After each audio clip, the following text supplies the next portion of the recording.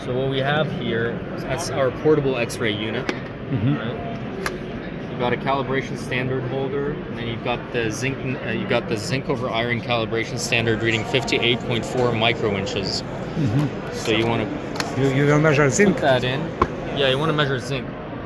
So I'm going to go into the zinc iron product file over here, and what we're going to do is we're going to take a quick measurement. Now it's going to turn red here to signify that we've got X-ray radiation that's pretty dangerous coming out right now, but nobody's behind it, right? I've got a nice calibration standard holder that saturates the X-rays, so it's totally safe. Okay. The number will pop up from here at 58.3, 58.3 over here, which is pretty decent. Very, very comparable to the true value, which is 58.4.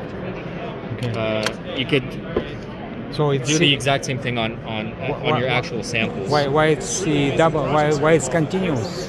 Why do you? So it has to go for about 10 seconds. 10 seconds. Yeah, at least 10 seconds. So what do you do? What's think over here? Okay. Zinc.